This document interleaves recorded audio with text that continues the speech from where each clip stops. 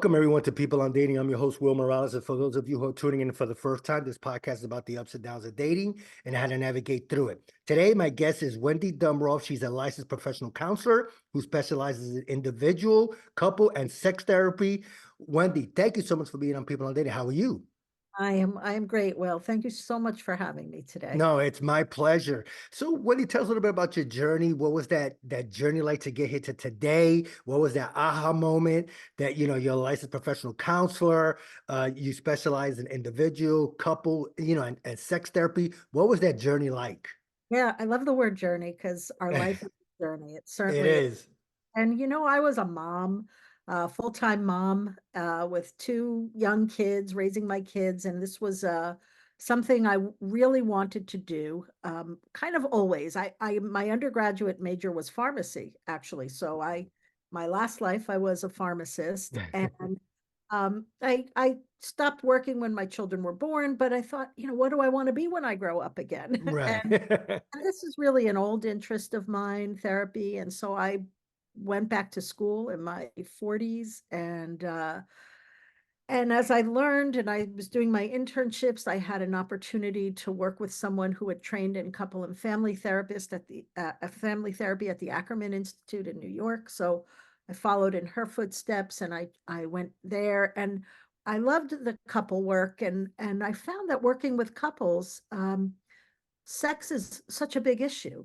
But when they Mm, teach couples therapy, believe it or not, they don't teach sex therapy. They're two separate entities. So then mm, subsequent to that, I did a sex therapy post-grad training, um and just and also did my own journey in learning mindfulness and meditation. And I'm actually a certified mindfulness and meditation teacher. And I incorporate all of everything I've learned together. And that brings me to here to this day with you, Will. Well, listen, it's some journey, and of course, obviously, for you, you get such pleasure to helping people, and then when they become, a couple, they become one. I mean, what's more glorious than that, right? I mean, you get the Yeah. as long as you get the recognition and everything. So today's topic is a good one: sexual connection and mindfulness. So first of all, let's talk about mindfulness. What does that mean? And then we'll get to because it seems like I hear different theories and different interpretation. Yeah. Mindfulness can be like this pop culture word that people can Yeah. say, "Ooh, yeah, like that sounds good." But it's really a good question. What is it very specifically? Because mindfulness and meditation it's an old practice. It's, brought to us by the Buddha 2,500 plus years ago. Yeah. So what is mindfulness? Mindfulness is really about being here in this moment right now.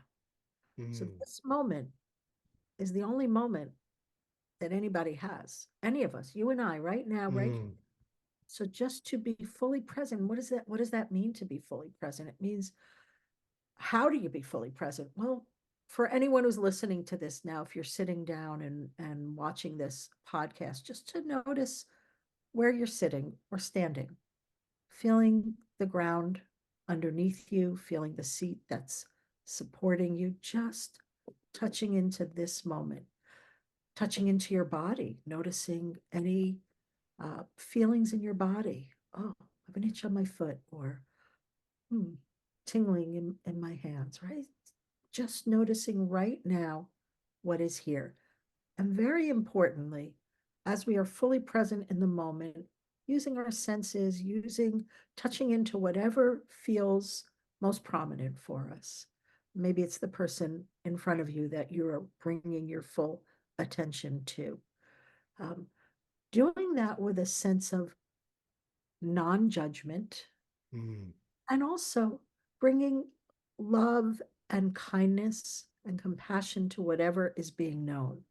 And one of my teachers in the world of mindfulness, Jack Cornfield, calls mindfulness loving awareness. And he says that because it's whatever is being known should be cared for and held very specially, very kindly and warmly.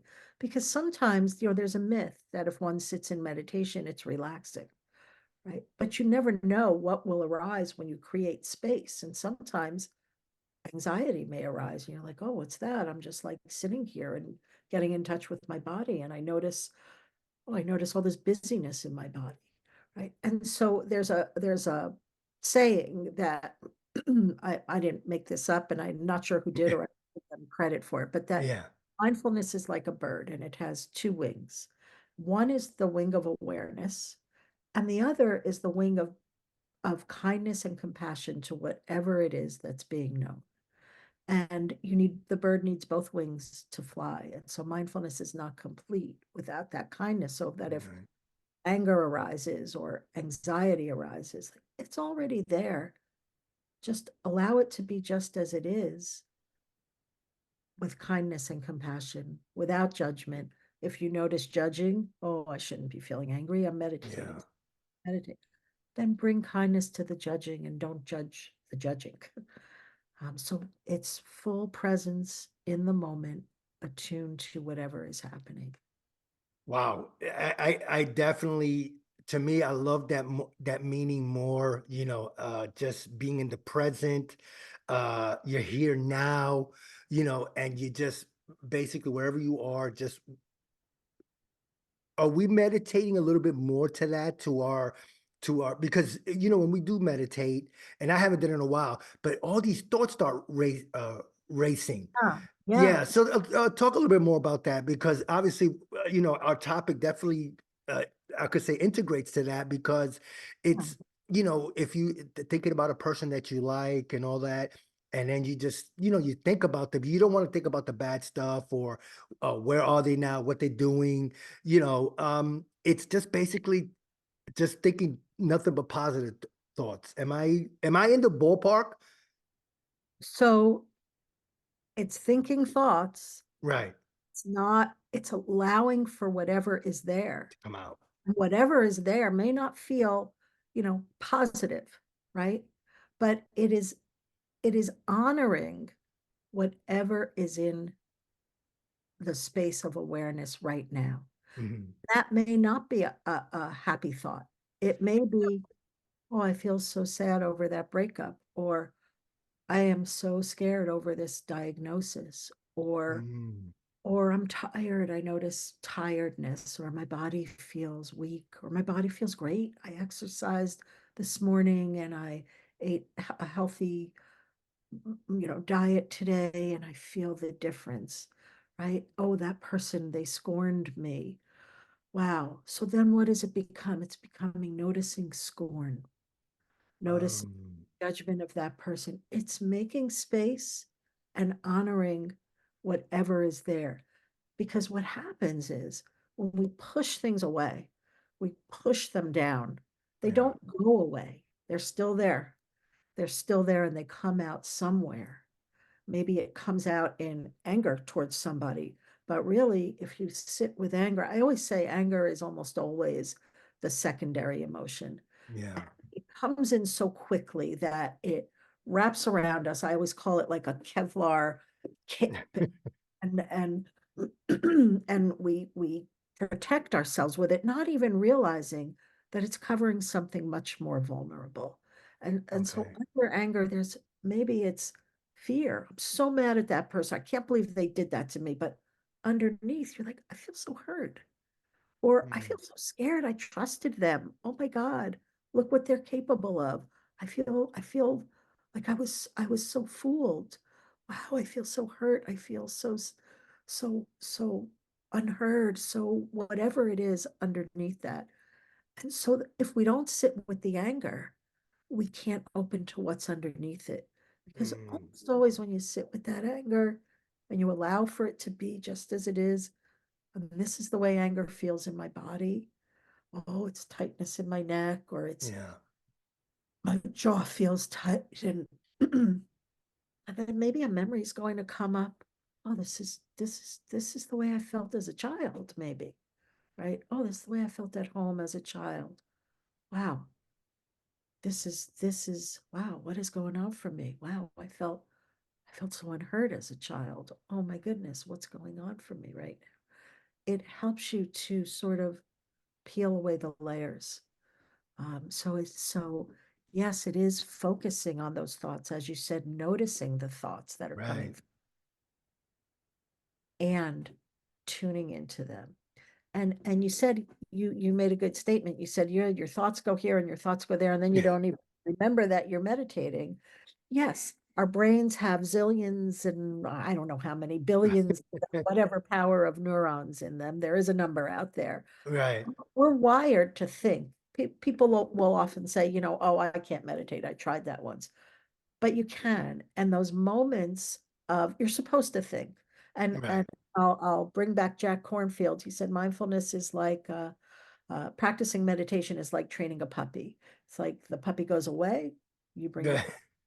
puppy goes away, you bring. Sometimes you don't notice where the puppy went away. You're like, wait, where's the puppy? Oh, and you go over and you bring him back because those moments, the moments, let's say we're focusing on breathing, you're using your breath as an anchor just for meditation, right? And you're noticing the in breath, noticing the pause, noticing the out breath, maybe noticing where you feel the air as you breathe out, maybe you feel it under your nose. And and then all of a sudden you're like, oh my God, I'm not focusing on my breathing anymore. But that moment when you notice, oh, I'm not breathing, I'm not focusing on my breathing, you come back. That's a moment of waking up. Okay. And that's a moment of mindfulness. And that practice helps us gain awareness. It's that coming back, focusing on being in the present moment, and the coming back to the present moment, right? Because so practical application when we're in an argument with our partner Yeah. and we are reactive, right? They do something, we automatically get angry. But when you can take a pause and open some space, that's something that you're that's the practice that you're cultivating. Oh, I'm feeling really angry. Let me notice this. When you have awareness, I use the word awareness synonymous with wisdom because Okay. awareness brings wisdom. You have choice. Ah, I can tell my partner, oh, I just felt something really upsetting when you said that. Or I heard that you didn't do that task I asked you to do. Or I thought you were not paying attention to me. And this is how I'm feeling. You're presenting it very differently than if you're like, what, you're not listening to me? Right. Right. Right. Pause and you're aware of that. So Wow. I no, I mean, my God, so many things are, are percolating in my mind. So when it comes to sexual connection of two people, yeah. obviously the chemistry comes into play. You just love being with each other. Now, if at let's say within a year or a year and a half now, and I'm just throwing a number out, Yeah. all of a sudden that sexual connection is now waning a little bit. Mhm. Is Yeah. there a way to bring that back? To get Oh, back into how it was at the beginning, where you couldn't just, you couldn't wait to be with each other. yeah. Well, I've been married 33 years, so Okay. I've been in a monogamous relationship, with the same person for 33 years. Does it change? Yes, it Mhm. changes over time. Like that feeling of being infatuated, that doesn't last for anybody, right? Right. And that doesn't mean that couples cannot still continue to have good sexual connection into their very old age, which Right. some younger viewers may consider me, but I'm talking, 80s, 90s, Yeah. not quite there yet, right? And and there is no reason that pleasure and sexual connection cannot be there. And a concept that's been developed, there's up in Canada, there's a whole bunch of sex researchers, and Canada funds sex research, and they've done a bunch of studies, and they have come up, a woman by the name of Rosemary Besson talks about the concept of willingness, Mm, right? So that you may not feel desire, but sex does not have to start with desire, but having willingness to engage in sexual activity, planning it with your partner, saying, hey, we're going to have some time alone. The kids are going to be at grandma's Saturday night, yeah. special for us. Or, having willingness and being open and talking with your partner. So many couples, they're not versed in talking about what they like or what they enjoy. Um, Do they get comfortable with each other? Is that sorry, I didn't mean to cut you off.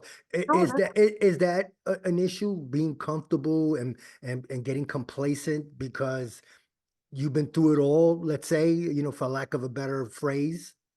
It can be, right? You get into a routine, but when you recognize, hey, we're in this routine, we haven't connected in or not with our physical bodies. What's going on? But being able to talk about that, coming Hmm. to see someone like me, if you're having trouble doing that on your own, um, me or there's many, wonderful people who practice sex therapy out there. Yeah. It is helpful because it gets the conversation started. So there's an exploration around what happened and what else may be underneath. Because, look, the most common thing that couples come to therapy for is discrepant desire. One wants sex more than the other. And people will probably think, oh, it's always the guy that wants sex more than the woman in heterosexual. I'm being very heterosexist right now. But Yeah. that's actually not true. Sometimes it's the woman who wants sex more than the man. It's like, why aren't you having sex with me? And Right. with that, I always do sexual and relational histories with people. I do them separately so they feel more comfortable talking about it. And then I bring the couple back together because sometimes there are underlying issues, um, unconscious, that have nothing to do with sex at times from people's history, just as with every other area that we're exploring in therapy. Why do I react this way when this happens? Well, let's talk about it. Let's find out where you come from. Mhm. And so you also want to do those histories to uncover any unconscious blocks to coming closer together. I think the biggest thing that I get also, Wendy, is the communication, like how big it is in a relationship. Because it seems that sometimes we lose that. Because I know I've done it where it's like I'm not even expressing how I feel anymore. Whatever, I just keep it inside. Yeah, Can we go back to communication for a second? How big is it if one partner is more communicative than the other? Then yeah, one person keeps their feelings inside, but the other one is willing to just share everything that they're going through. Does yeah. does that did that make sense at all? Total sense. And that's stuff that I work with every day.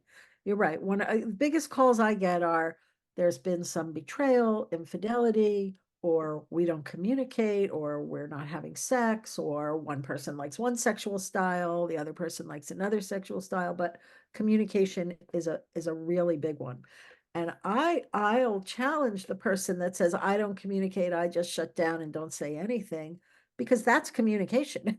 You're Right. saying you're saying to your partner, I'm not going to talk about it, and there's nothing you can do to make me talk about it. So, you know what? As a matter of fact, I'm leaving. I'm going out. I'm going to go, meet up with a buddy or go watch the game at Joe's house or whatever it is, right?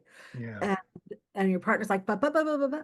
So what I do every single day with couples is I look at what happens between them. Not like, oh, you did this, so that's wrong. It's not linear. You're in a relationship, and it's the relationship and the dynamic is co-created and co-constructed. It's circular. So you could start on either side, but one person feels like, oh my God, you left a mess on the counter. I can't believe it. I tell you over and over not to leave a mess on the counter. Right. And then the other person feels like criticized them, like, what do you mean I left a mess on the counter? They're like, they get defensive and then they shut Yeah. down, right? They leave maybe literally, they leave outside or they just shut down, they go in the next room and there's nothing you can do. And the other partner comes after them. I can't believe it. You won't even talk to me. I've told you so many times, please don't leave a mess on the counter. And then I have to come and clean it up and they just shut. Yeah. Okay, so that's what that dynamic is co-created. It's not the person's fault who left the mess, and it's not the person's fault who's pursuing. But Right. I get the process. What's happening? What are you really feeling underneath? What did it mean to you that the mess was left on the counter? Well, So there could be something more underneath. underneath, it's not Yeah. about the mess. It's really not about the mess on the counter. It's about, well, I felt disrespected. I felt uncared for. I felt like my needs don't matter. I've asked this person so many times, why don't my needs matter? Right. And then you explore that. When else in your life have you felt like your needs didn't matter? But when Right. that partner one feels like their needs don't matter, they get angry and they pursue. Partner two, what is it like for you when partner one pursues you? Well, I just feel criticized. I feel like I can't get anything right. I feel like Yeah. I was out working late last night. I came home. I grabbed something to eat and I didn't have a chance to clean. I didn't even, I was so exhausted. It wasn't me not caring about what partner one said. It was me being so exhausted. So you felt criticized and you felt like you weren't good enough. And then you shut down. Yeah. And often, what's underneath the meaning of what does it mean when you feel partner one has some behavior, it's often buried in our early life. Yeah. Things that have a lot of charge to them, things that really upset us and like why did I get so angry just because she was annoyed because the counter was, but it was that feeling criticized. And yeah, maybe I always did feel like I didn't measure up in my family growing up. Maybe sometimes it can be It could be something that something. happened later in life, but oftentimes there's a lot of those triggers are installed in our early life. And then what happens? So you shut down, partner two shuts down, partner one still feels even more like, oh my God, I'm unheard. And then the more they feel unheard, the more they pursue or uncared for or disrespected. And then the more they pursue, with an angry pursuit, the more partner two feels like they can't get it right and they shut down. And that's a model called the vulnerability cycle developed by Michelle Schenkman and Mona Fishbane that I use as the core of all the couples work that I do, Yeah. because that dynamic is co-created and change is about doing something different. So one, it's to illuminate that for people, right? Here it is. Here's what's happening between you. A lot of times people will be like, oh yeah, that's exactly it. I draw it. I draw it out Yeah. using the model that I'm speaking about. And they'll say, huh, yeah. So what do we do? How do we do it? Well, you can't help how you feel. But if you take that pause, right? That pause, that's where mindfulness comes in. If you recognize, this is happening for me. Oh, this is our cycle. And you don't go right into that survival strategy or the coping mechanism of pursuing. And you say, oh, partner two, I'm just, I see that the counter is dirty and I'm having a big reaction. And I'm wondering if we can talk about that a little later, but I'm not going to talk about it now because I need a moment to calm down. Right. Wow. I look at it too, and you mentioned this before about communication. And like I said, going back to me, I remember I was dating someone about 4 or 5 years ago, and it was so many things I wanted to say, but I just kept it inside. And then I started building resentfulness towards this woman that at towards the end, I just ended up leaving. Basically, we still communicated a little bit, but it was more because we had a couple of side hustles together, businesses. So that's the Yeah. only reason why I kept in touch. But whenever I did try to bring up our relationship, it was always the subject was changed. Ah, okay. So I felt, okay, well, this is not going anywhere. Why am I still here? But because we have a business connection, Yeah. it was there. But once, the business was over, and we went our separate ways. It's been like 4 or 5 years since I communicated with her. Yeah. And I did build some resentfulness towards her, more in part of the business. And I'm being truthful, Wendy, that if I see her again, I will be cordial. Oh, It was more the business side that really drove me away. And if a woman doesn't like me, I'm okay. I can move on. I don't need closure. But there was no communication. So I want to bring that to mindfulness because there was no communication of our relationship. yeah. Does Yeah. that Yeah. was I? Yeah, go ahead. And so there you were, like feeling all these things, having all these thoughts about, well, maybe I don't like the way you're doing that, or you didn't get this task done, and I don't, I'm upset about that, or something about our relationship that, Yeah, that is fair. And you tried a few times, but you got the subject changed Yeah. and she couldn't hear it. So something for her, a lot of times I hear people say, I can't do confrontation. Oh, no, no, I don't do confrontation. It's scary. Well, you do I will just say up front, I think people's triggers and survival strategies, how they cope, Yeah. it always makes sense in the context of their childhood.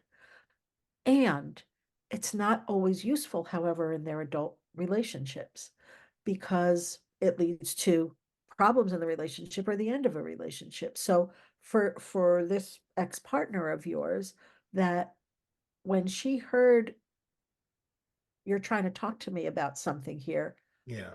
comfortable with that, I'm just going to deflect, right? And then she would deflect. You feel unheard, like, okay, maybe I don't have a voice here. I'm not allowed to talk. You'd you'd make attempts, but it was always rebuffed. And then Yeah. you kept it in and resentment grew. And so that's not good. And then eventually you said, I'm not going to do this anymore. I'm going Yeah. to maybe find a partner with whom I can express myself and will be able to hear me. And I don't like this feeling, right? Yeah. If that was a married couple that came to me that wanted to stay together and they came to me for help. I would be asking her, well, what's it like when Will comes to you and he's trying to talk about it? Oh, no, no, no, no, that we can't do that. Well, tell me about that. What would it mean to do that? Yeah. Right? Sounds like it feels really scary for her. And so she would shut down and who knows, maybe we don't know what happened. I don't know what happened in her childhood. Maybe you do. But Right. I imagine that her fear of confrontation, and I'm just surmising, makes sense in the context of her life. But just highlighting that and making that connection for someone can sometimes help them to realize, oh yeah, and you had to do that. We all had to do whatever we had to do to survive emotionally in our families growing up. We all got messages. Some of them were said out loud. Some of them were very tacit. It might have just been a look, like when you tried to express something and no, no, no, we don't talk about emotions here. Right? That's not, Gotcha.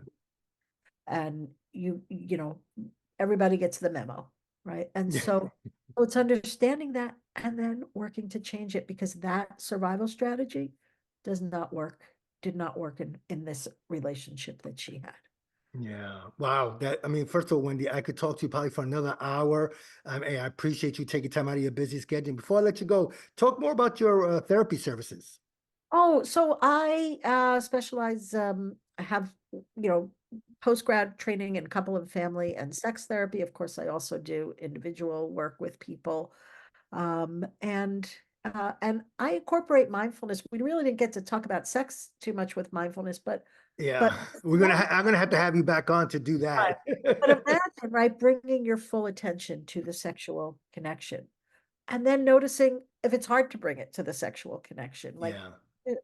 right. And so, yeah, so I have a private practice in Madison, New Jersey. I'm only licensed in New Jersey. Unfortunately, sometimes I get calls from people out of state or a client moves out of state or something, and I can only work, even if it's telehealth. I do hybrid. I do see people in person and I do Yeah. Zoom online. But so I'm based in and licensed only in New Jersey. Yeah. Okay. Anything else you would like to talk about or promote? Yeah, my website is wendydumbroff.therapy.com and all my information. It's Wendy with an I at the end, not a Y, because most Yeah. people don't. Yeah, I'll definitely put that in the show notes. Well, first of all, again, Wendy, thank you so much for being on People on Day. I really appreciate it. And I definitely got to have it back on sooner than later so we can talk about more about the sexual part. The only thing we brought up was, when couples start losing that desire, and then all of a sudden, they get complacent. So we got to definitely pick up on that, do a part two. Happy. Thank you so much, Will, for having me. I No, my pleasure. Thank you so much. Bye-bye.